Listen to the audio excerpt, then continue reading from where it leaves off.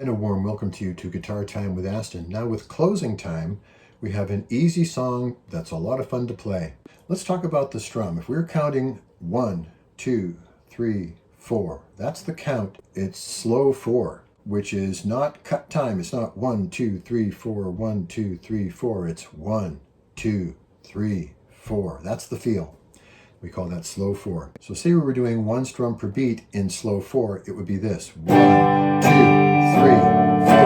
1, 2, 3, 4. And in this song, we're doing eighth note strums, which is 2 strokes per beat, and those are down strokes. So it will be 1 and 2 and 3 and 4 and 1 and 2 and 3 and 4 and like that. That's going to be the strum approach we take to this song. Later we'll add some upstrokes on the second stroke of the second beat and on the first stroke of the third beat. It's going to go like this.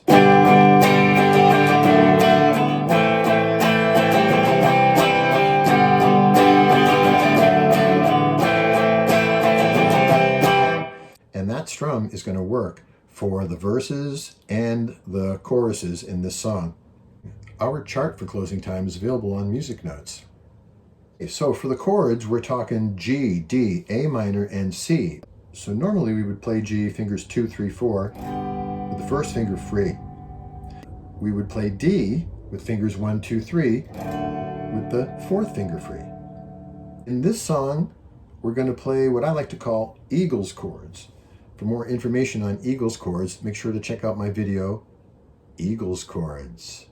That's my name for them. Nobody else calls them Eagles chords, but the Eagles made a career out of these fingerings. They are fingerings for common chords that are just a little richer and fuller and sound great for rock, country rock, a kind of a rich mid-range. We're going to play G with 1, 2, 4, and put the third finger on the D note of the B string, which is the third fret of the B string. So third finger, third fret, B string. And that gives us this fingering here. Eagles G, Eagles D, which is actually just D sus4, but let's stay with this. Eagles A minor, Eagles C. We don't need to get any further into Eagles chords talk right now, but check out that video if you get a chance. But whenever you want this kind of a rockier sound to something that's a good strummer, these chords really deliver, and even with distortion, like we're going to find out in the refrain on this song. What I like to do is use the regular chord voicings for the verses.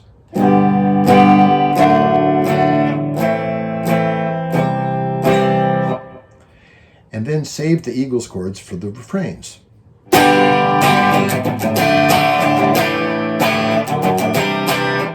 then go right back to the standard voicing, the standard fingerings on the verses.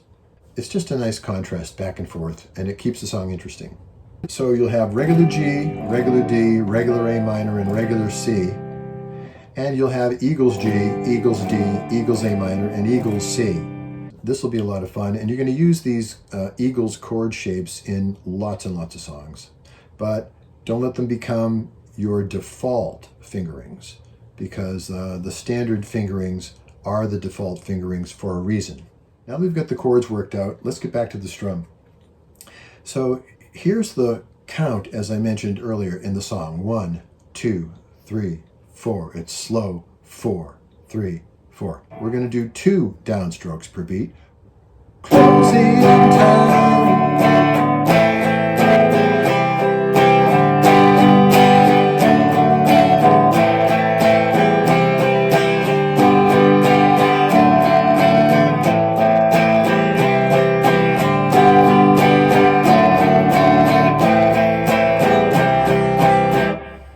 Once you get that nice and smooth, with the chord switching nice and smooth, then you're 90% of the way done with the strum.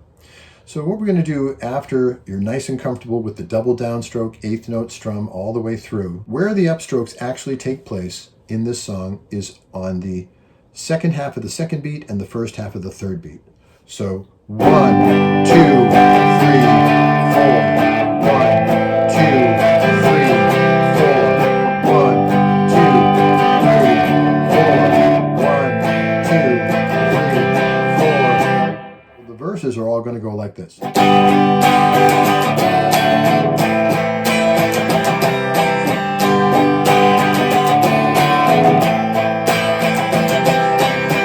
When the refrain comes, it's exactly the same strum.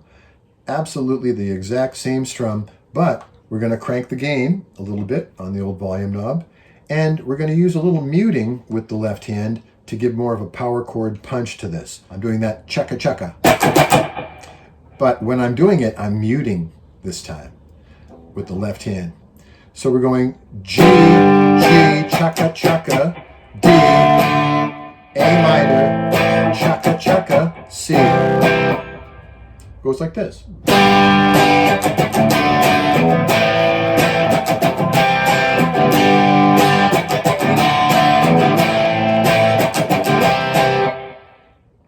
For more on left-hand muting, check out my video called Left-Hand Muting. I don't know where I get these names. Now there is a break in the song where we change key. That doesn't happen too often in pop music these days, but here it is. Now the chord in question is B flat. Now for this B flat, I'm using the bar chord shape on the 6th fret. For more information about bar chords, check out my video, The Beauty of Bar Chords. I call this bar chord capital M1. It means major, the capital M, and 1 because it's the #1 most common bar chord shape. You probably know it already. 6th fret, that gives you B flat. On the 4th fret, it gives you A flat. And then on the 6th fret, again, we play capital M2, which is the 2nd most common major bar chord shape. That gives you E flat. And then finally, little m2, lowercase m2, which is minor, and gives you the C minor on the 3rd fret. And it's just about the exact same strum as we were doing in the verse.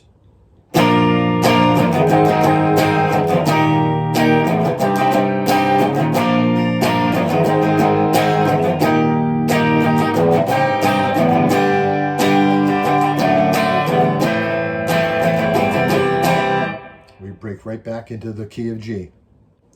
I hope you've enjoyed learning about Closing Time by Semisonic, and thank you for watching this video. Our chart for Closing Time is available on Music Notes.